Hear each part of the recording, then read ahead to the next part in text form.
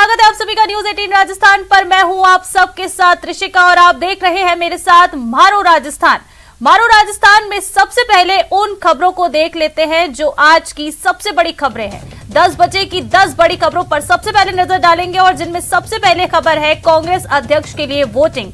थोड़ी देर में बता दें कांग्रेस अध्यक्ष पद के लिए वोटिंग शुरू होगी। शशि थरूर और खड़गे के बीच मुकाबला होगा। इसके साथ ही जयपुर में 414 डेलीगेट्स वोट डालेंगे। इसके साथ ही जैसलमेर में मौत के बाद धरना देखने को मिला है। इस खबर पर भी लगातार हम नजर बनाए रखेंगे और अपडेट्स आपको देते रहेंगे। और बात होगी युवती को थाने से उठा ले गए परिजन। इसके साथ ही कार से लाइव चोरी हुई है। भावनगर हादसा हुआ है, 5 लोगों की यहां मौत हो गई है और झाड़ियों में एक नवजात मिली है। कहां मिली है इसके बारे में भी आपको विस्तार से बताएंगे। और घटिया निर्माण पर लोगों का आक्रोश फूट पड़ा है, इस बारे में भी चर्चा करेंगे। और सरिस्का में बाघ की शिफ्टिंग शुरू हो गई है, कब से शुरू होगी ये भी आपको बताएंगे। ये है 10 बजे की 10 बड़ी खबरें। और चलिए बुलेटिन की शुरुआत करते हैं इस वक्त की सबसे बड़ी खबर के साथ। भरतपुर से बड़ी खबर है जहां खदान ढहने से बड़ा हादसा हो गया है। असुरक्षित तरीके से खनन के दौरान खदान ढहने से यह हादसा हुआ। बता दें कि एक पोकलेन मशीन और ऑपरेटर अभी नीचे दबा हुआ है। वहीं ग्रामीणों ने कड़ी मशक्कत के बाद ऑपरेटर को बाहर निकाल लिया है। घायल ऑपरेटर को अलवर के लिए रेफर किया गया है। वहीं मौके पर पोकलेन मशीन अभी भी दबी हुई है खदान के नीचे। पहाड़ी के नांगल जोन का ये पूरा आपको मामला बता रहे हैं। और वहीं ये खदान ढहने की सूचना मिलने पर खनिज विभाग के अधिकारी भी मौके पर पहुंचे हैं। बता दें कि इसके पहले भी ऐसे कई हादसे हो चुके हैं। पुलिस अधिकारी इस घटना के बाद से ही कोई जवाब देने को तैयार नहीं है। वहीं स्थानीय थाना पुलिस अभी तक मौके पर नहीं पहुंचे हैं। ग्रामीणों ने अपने स्तर पर बचाव कार्य शुरू किया है। भरतपुर से बड़ी खबर जहां खदान ढहने से बड़ा हादसा हुआ। तो इस पूरे हादसे को लेकर ज्यादा जानकारी लेंगे सहयोगी दीपक से, जो हमारे साथ सीधा भरतपुर से लाइव जुड़ चुके हैं। दीपक, एक बार फिर से खदान ढहने का ये मामला सामने आया है, क्या कुछ जानकारी आपके पास?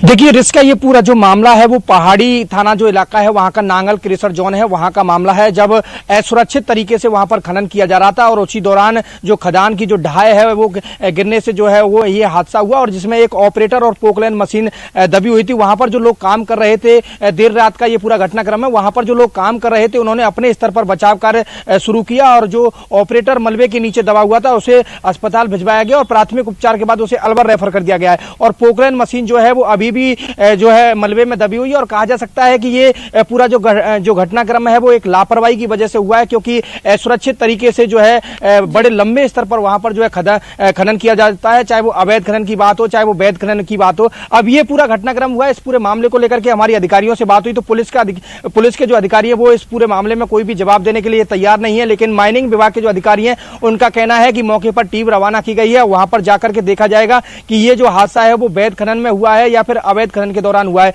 ये पूरा अभी जो है मामला जो है खनिज विभाग के अधिकारी वहां पर मौके पर पहुंच करके जांच करेंगे। और सबसे बड़ी बात इसका ये है कि घटनाक्रम जो है पूरा रात का घटनाक्रम है और इतना बड़ा हादसा हो जाता है लेकिन स्थानीय थाना पुलिस जो है वो मौके पर नहीं पहुंचती है, जबकि भरतपुर से माइनिंग की टीम जो है वो मौके के लिए रवाना हो जाती है, लेकिन पहाड़ी जो थाना पुलिस है वो मौके पर नहीं पहुंचती। ये सबसे बड़े सवाल जो है वो पुलिस पर खड़े हो रहे हैं। और जब ऐसा हादसा होता है जो पुलिस के बड़े अधिकारी हैं वो फोन उठाना बंद कर देते हैं, कोई भी जवाब नहीं देते। अभी 2 दिन पहले भी जो है बीजासना में एक बड़ा हादसा हुआ था जहां खदान ढहने से जो है 2 लोगों की मौत हुई थी और फिर एक ये बड़ा हादसा जो है देखने को मिला है। और ये नांगल जोन है रिस्का, इसमें पहले सांसद रंजिता कोहली भी जाकर के आई और उन्होंने अधिकारियों पर जो है सवाल खड़े किए थे, क्योंकि यहाँ पर इस तरह से खनन किया जाता है क्योंकि जमीन से जो है पानी निकलने लगा है, इतने लंबे स्तर पर यहाँ पर जो है खनन किया जाता है और दोनों ही प्रकार से यहाँ पर खनन होता है। वहां पर लीज भी है और लीजों में खनन होता है और अवैध खनन भी वहां पर होता है। लेकिन प्रशासनिक अधिकारी जो है अभी तक इस पूरे मामले पर लगाम नहीं लगा पाए कि ये असुरक्षित तरीके से खनन वहां पर क्यों किया जाता है, क्योंकि वो जो गगनचुंबी चट्टानें हैं उनको वहां से खोद करके जो है वहां से जो है पहाड़ों को नामो निशान मिटा दिया है और अब नीचे की तरफ जो है खोदते जा रहे हैं। तो ऐसे में जो ऊपर की ढाई होती है उसके गिरने से जो है ये पूरा हादसा होता है। और अब ऐसे में देखने वाली बात ये होगी रिस्का की, जब खनिज विभाग के अधिकारी और पुलिस अधिकारी जब मौके पर पहुंचते हैं तो ये जो हादसा हुआ है वो वैध लीज में हुआ है या अवैध लीज में हुआ है, इसका अभी मौके पर पहुंच करके जो है जांच की जाएगी। जी दीपक, देखिए दूसरा ये ऐसा बड़ा हादसा अभी देखने को मिल रहा है भरतपुर में ही। और सबसे बड़ा सवाल ये है कि जब ये हादसा हुआ उसके बाद भी कोई प्रशासन की तरफ से अभी क्यों कोई जवाब नहीं दे रहा है? क्या इस हादसे को नजरअंदाज किया जा रहा है या फिर इसके ऊपर मतलब कुछ कहने से ये लोग बच रहे हैं?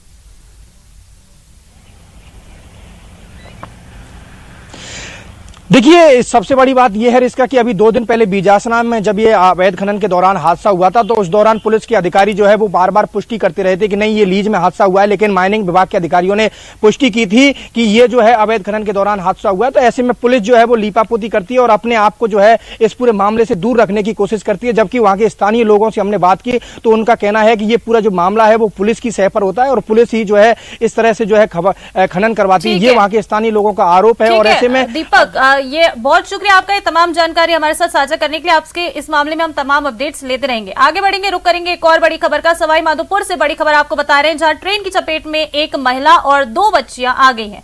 ट्रेन की चपेट में 2 बच्चियां और एक महिला, ये तीनों की मौके पर ही मौत हो गई है। बता दें, देर रात को यह हादसा हुआ। वहीं जीआरपी ने तीनों शवों को अस्पताल की मोर्चरी में रखवा दिया है। अभी तक तीनों शवों की शिनाख्त नहीं हो सकी है। बड़ा हादसा, सवाई माधोपुर में एक महिला और 2 बच्चियों की मौत हो गई है ट्रेन की चपेट में आने से। सवाई माधोपुर से बड़ी खबर आपको इस वक्त की बता रहे हैं। ट्रेन की चपेट में आने से एक महिला सहित 2 बच्चियों की मौत हो गई है। मौके पर ही बता दें कि तीनों की मौत हुई है। देर रात करीब ये हादसा हुआ। ट्रेन की चपेट में एक महिला और 2 बच्चियां आ गई। हालांकि ये महिला कौन है और ये बच्चियां कौन है, इनके शवों की अभी तक फिलहाल शिनाख्त नहीं हो पाई है। ज्यादा जानकारी लेंगे सहयोगी गिरिराज से, जो हमारे साथ फोन लाइन पर जुड़ चुके हैं। गिरिराज, क्या कुछ पूरा मामला है? ये ट्रेन की चपेट में 3 लोग आए हैं, एक महिला और 2 बच्चियां, इनकी अभी तक शिनाख्त नहीं हो पाई है शवों की।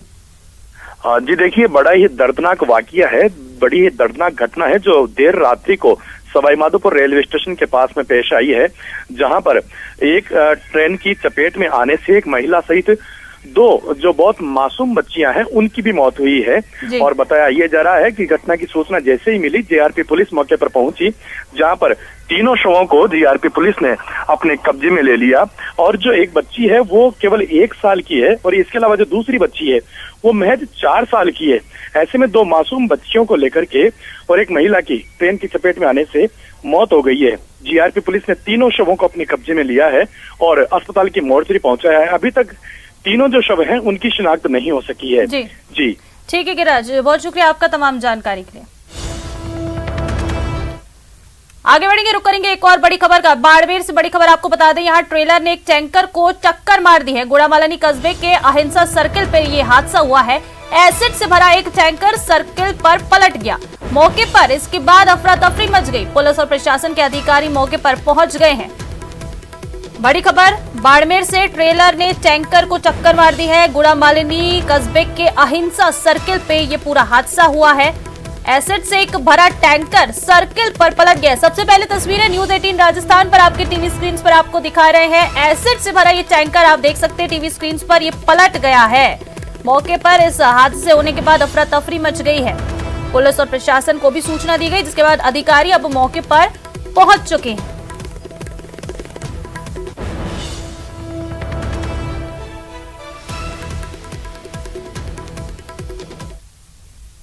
तो आज कांग्रेस अध्यक्ष पद के लिए चुनाव है। कांग्रेस अध्यक्ष के लिए वोटिंग आज होनी है। अगर बात करें अगर राजस्थान की, तो राजस्थान के 414 डेलीगेट्स आज वोटिंग करेंगे। जयपुर में पीसीसी मुख्यालय में ये वोटिंग की जाएगी। सुबह 10 बजे से शाम 4 बजे तक ये वोटिंग होगी।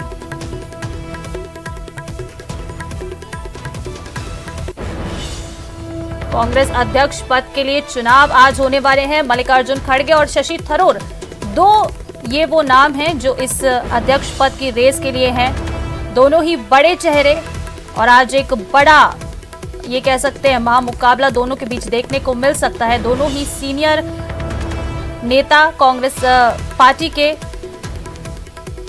राजस्थान में बता दें कि 414 डेलीगेट्स वोटिंग करेंगे। जयपुर में पीसीसी मुख्यालय में वोटिंग होगी, जहां तमाम बड़े 414 डेलीगेट जो हैं राजस्थान के, वो अपना यहां पर वोट कास्ट करेंगे। वोटिंग को लेकर सभी तैयारियां पूरी हो चुकी हैं।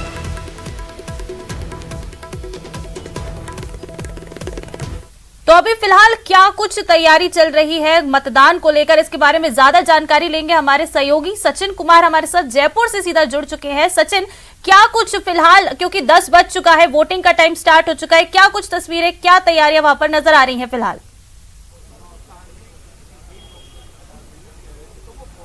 बिल्कुल, देखिए मैं आपको पहले तस्वीर दिखाना चाहूँगा।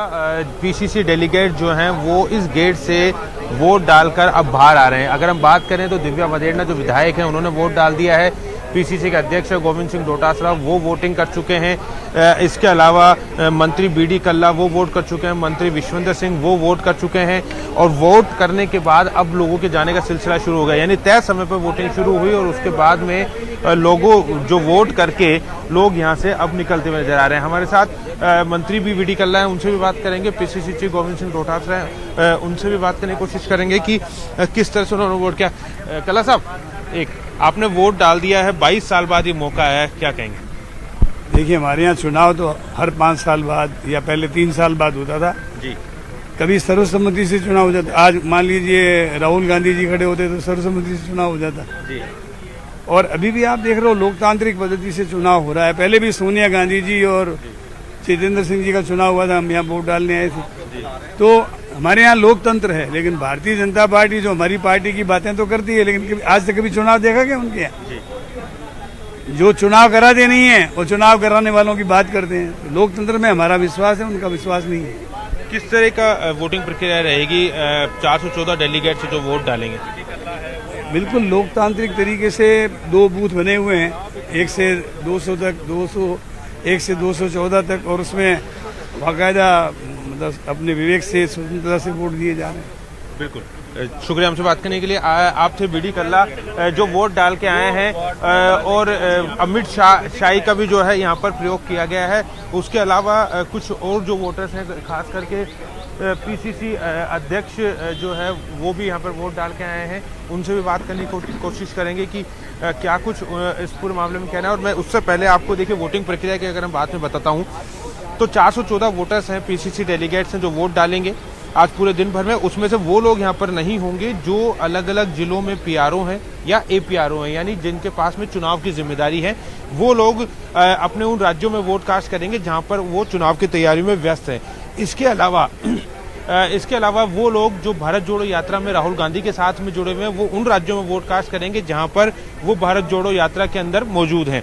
तो 2000 में जब सोनिया गांधी चुनाव लड़ी थी और जितेंद्र प्रसाद ने उनको चुनौती दी थी, तो अंतिम बार पीसीसी के अंदर ये मतदान हुआ था। और 22 साल बाद अब ये मौका एक बार फिर से पीसीसी को मिला है कि पीसीसी डेलीगेट्स यहाँ पर वोट कास्ट कर रहे हैं। अगर देश की बात करें तो तकरीबन 9000 से ज़्यादा पीसीसी डेलीगेट्स यहाँ पर बताए जाते हैं देश भर में जो वोट कास्ट कर रहे हैं अलग अलग जिलों में। 67 पीसीसी जो कांग्रेस की है, एआईसीसी की, वहाँ सभी जगह पर वोट कास्ट किया जा रहा है। पीसीसी की अगर बात करें तो 414 डेलीगेट्स हैं जो यहाँ पर वोट कास्ट कर रहे हैं। विधायक रीटा चौधरी जो हैं वो यहाँ पर वोट कास्ट करके जाती हुई हैं।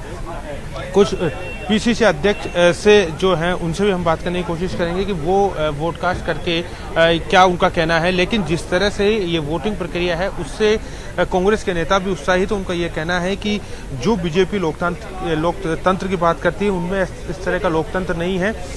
कांग्रेस में लोकतंत्र दिखाई देता है कि नॉमिनेशन फाइल हुए, प्रचार प्रसार हुआ और उसके बाद आज वोटिंग का दिन है। देखिए, शाम को 4 बजे तक ये मतदान चलेगा और उसके बाद में मतपेटियां यहाँ से दिल्ली जाएगी, दिल्ली स्ट्रांग रूम में मतपेटियां रखी जाएगी और उसके बाद में ये जो मतदान प्रक्रिया है वो 19 तारीख को वोटिंग जो मतगणना है वो होगी। और वो भी इस तरीके से रखी गई है कि ये कहीं से भी पता नहीं लगेगा कि किसने किसको वोट दिया। तो अपने आप में एक बड़ा दिन कांग्रेस के लिए है। मतदान जब होगा 19 तारीख को, तब कांग्रेस को गैर गांधी अध्यक्ष मिलेगा। इससे पहले लगातार सोनिया गांधी और राहुल गांधी के हाथ में कमान रही है कांग्रेस की। अब गैर गांधी परिवार जो है उसमें वोट कास्ट करेगा। हालांकि अशोक गहलोत भी की बात आ रही थी निकल के सामने पिछले महीने तक कि अशोक गहलोत जो हैं वो वोट कास्ट करेंगे। कुछ और वोटर्स भी जो हैं इसी गेट से निकलते हुए दिखाई देंगे, उनसे भी बात करेंगे कि किस तरह से उन्होंने वोट कास्ट किया, क्या कुछ वोटर्स ने किया। तो तस्वीरें हम आपको और दिखाएंगे और बात करने की कोशिश भी करेंगे कुछ लोगों से भी। और एक तस्वीर हम आपको दिखा देते हैं और कि किस तरह से एंट्री यहाँ पर मिल रही है, किस तरह की तैयारियां यहाँ पे की गई हैं। अब ये पूरी तरह से देखिए गुप्त मतदान है। उप मुख्य सचेतक है महेंद्र चौधरी, उनसे भी बात करेंगे कि महेंद्र जी ने क्या वोट कास्ट कर लिया है या वोट कास्ट करने जाएंगे। महेंद्र जी, वोट कास्ट करके आ गए आप? मैं अभी वोट डालूंगा। अभी मेरी जो है वो पहले लेडीज फर्स्ट है, उसी हिसाब से हमारी कुछ जो लेडीज वोटर्स थी उनको हम लोग कह के आए कि भाई आप लोग पहले डाल लो और उसके बाद में अभी डालेंगे। सीएम साहब आएंगे, उसके बाद में साथ ही डालेंगे वोट। बिल्कुल। कितनी देर में सर सीएम साहब के आने का?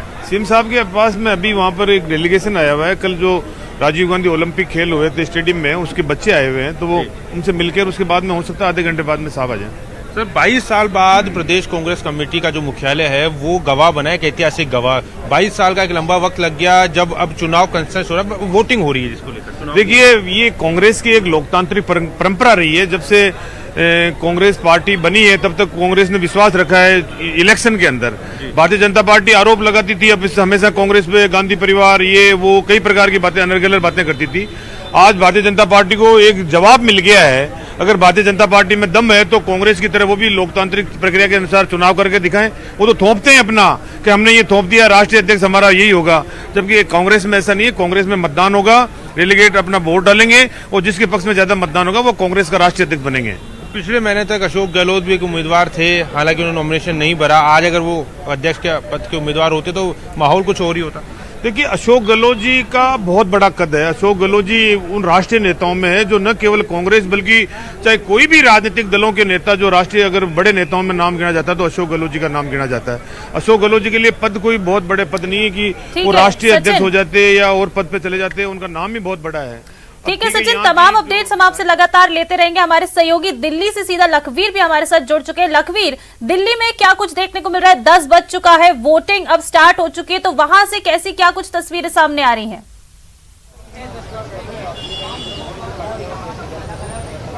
जी बिल्कुल, कांग्रेस पार्टी को 2 दशकों के बाद गैर गांधी अध्यक्ष निर्वाचन के जरिए मिलने जा रहा है। इसके लिए मतदान की जो प्रक्रिया है वो सुबह 10 बजे से शुरू हो गई है, जो कि अब लगातार जारी है, जो शाम 4 बजे तक चलेगी।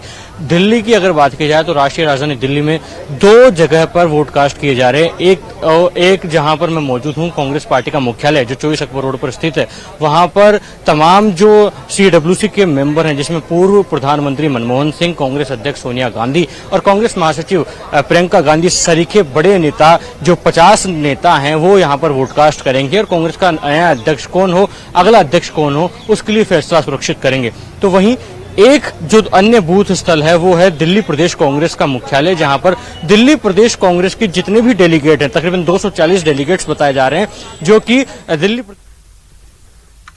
ಏನಿಲ್ಲ, ಇವತ್ತು ಚುನಾವಣೆ ಅದ, ಟೈಮ್ ಟೇಬಲ್ ಇದೆ, 10 ಗಂಟೆಯಿಂದ 4 ಗಂಟೆವರೆಗೆ ಚುನಾವಣೆ ಆಗ್ತದೆ. ಅವ್ರವ್ರ ಇಚ್ಛೆ ಅನುಸಾರ ಅವ್ರು ಯಾವ ಅಭ್ಯರ್ಥಿಗೆ ಬೇಕು ಆ ಅಭ್ಯರ್ಥಿಗೆ ವೋಟ್ ಹಾಕ್ತಾರೆ. ಸೊ ನಾವು ಅವರಿಗೆ ಎಲ್ಲರಿಗೂ ಕೂಡ ಒಳ್ಳೇದಾಗಲಿ. ಅಧ್ಯಕ್ಷ ಸ್ಥಾನಕ್ಕೆ ಬಂದ್ರೆ ಈಗಾಗಲೇ ಏನೊಂದು ಬಿಜೆಪಿ ಅವರು ಒಂದು ರಣತಂತ್ರಗಾರಿಕೆ ಮಾಡ್ಕೊಂಡು ಇಟ್ಕೊಂಡಿದ್ದಾರೆ, ಅದು ಬಿಡಿ. ಈಗ भारत जोड़ो यात्रा में व्यस्त हैं। वे अभी कर्नाटका में हैं, जहां पर आज वे बेल्लारी में अपना वोट कास्ट करेंगे। बेल्लारी में जहां भारत जोड़ो यात्रा का शिविर लगा हुआ है, वहां पर भी एक पोलिंग बूथ बनाया गया है, जहां पर उनके साथ 40 ऐसे डेलीगेट्स हैं जो कि आज वोट कास्ट करेंगे और ये तय करेंगे कि कांग्रेस का अगला अध्यक्ष कौन हो। सबसे महत्वपूर्ण बात यह है कि वोटिंग जो है वो भी जारी है। पूर्व केंद्रीय मंत्री पी चिदम्बरम वोट कास्ट कर निकले हैं, राज्यसभा सांसद विवेक तनखा ने वोट डाल दिया है। ऐसे कई नेता हैं जो लगातार कांग्रेस पार्टी के मुख्यालय पहुंच रहे हैं और अपना वोट डालेंगे। कांग्रेस अध्यक्ष सोनिया गांधी की जहां तक बात है तो सोनिया गांधी सुबह 11 बजे कांग्रेस पार्टी के मुख्यालय आएंगी और अपना वोट डालेंगी। सबसे महत्वपूर्ण बात इसलिए भी है, राजस्थान के नजरिए से अगर देखें कि मुख्यमंत्री अशोक गहलोत का नाम लगातार सामने आ रहा था कि अशोक गहलोत कांग्रेस के अगले अध्यक्ष हो सकते हैं, लेकिन जिस प्रकार का सियासी घटनाक्रम राजस्थान में घटित हुआ उसके बाद खुद मुख्यमंत्री अशोक गहलोत कांग्रेस आलाकमान से मिलने आए। उन्होंने अपनी गलती स्वीकारी। उन्होंने कहा कि मैं सॉरी फील करता हूं कि मेरे रहते हुए यहाँ राजस्थान में ऐसी घटना हो गई। हालांकि इसमें उनकी कोई लिप्तता नहीं थी, ऐसी बातें भी निकलकर सामने आई क्योंकि कांग्रेस आलाकमान ने उनको क्लीन चिट दी, लेकिन उस पूरे प्रकरण की जिम्मेदारी उन्होंने ली और उन्होंने स्पष्ट किया कि मेरा पूरा मन बन गया था राहुल गांधी के इनकार करने के बाद कि मैं कांग्रेस अध्यक्ष का चुनाव लड़ूं, लेकिन जो स्थितियां राजस्थान में पनपी, जो स्थितियां राजस्थान में बन गई, उसके बाद उन्होंने ये फैसला किया किया कि वो कांग्रेस के अध्यक्ष पद का चुनाव नहीं लड़ेंगे और यही कारण रहा कि कांग्रेस पार्टी ने ऑफिशियल कैंडिडेट के तौर पर मल्लिकार्जुन खड़गे को चुनावी मैदान में उतारा, जहां आज शशि थरूर और मल्लिकार्जुन खड़गे के बीच ये चुनावी मुकाबला हो रहा है। और अब नया अध्यक्ष कुछ ही पलों में हमारे सामने होगा, क्योंकि आज वोटकास्ट हो जाएंगे, जिसके बाद तमाम जो 67 पोलिंग स्टेशन है वहां से ये जो मतपेटियां हैं ये कांग्रेस के वोट रूम में आकर सुरक्षित रख दी जाएंगी, जहां पर कांग्रेस पार्टी की जो स्ट्रांग यूनिट है उसके देखरेख में ये तमाम पेटियां रखी जाएंगी, जहां 19 अक्टूबर को मतगणना होगी और कांग्रेस का नया अध्यक्ष सबके सामने आ जाएगा। जी बिल्कुल लखवीर, देखिए आज का जो दिन है बिल्कुल कांग्रेस के लिए बहुत अहम है, क्योंकि आज एक वोटिंग होने जा रही है और सबसे बड़ी बात इन इलेक्शंस को लेकर, कांग्रेस अध्यक्ष पद को लेकर यह है कि इस बार कोई जो अध्यक्ष बनेगा वो नॉन गांधी परिवार का होगा, यानी कि गांधी बैकग्राउंड से नहीं होगा। तो इसको किस तरह से देखा जा रहा है फिलहाल दिल्ली में, क्योंकि एक नया अध्यक्ष आएगा?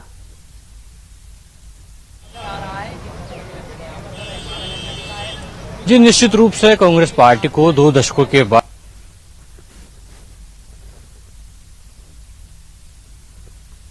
गांधी परिवार से ताल्लुकात रखने वाला रहा है, चाहे वो सोनिया गांधी की बात हो, राहुल गांधी की बात हो।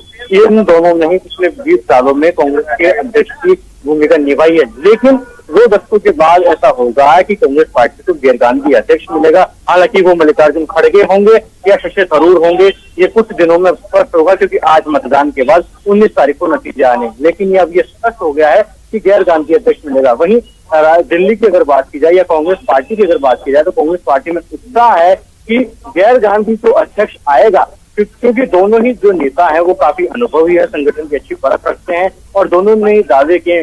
अलबत्ता अगर शशि थरूर की बात की जाए तो शशि थरूर ने तो अपना मैनिफेस्टो भी जारी किया है, जिसमें तमाम कांग्रेस के जो डेलीगेट्स हैं, कांग्रेस के जो कार्यकर्ता हैं। चलिए लखवीर, बहुत शुक्रिया आपका तमाम जानकारी और अपडेट्स हमारे साथ साझा करने के लिए। आपसे लगातार इस पूरे आज जो दिन भर वोटिंग चलेगी इसको लेकर आपसे अपडेट्स हम लेते रहेंगे। यहां रुकेंगे एक छोटे से ब्रेक के लिए, लेकिन आप कहीं मत जाइएगा, फौरन लौटेंगे।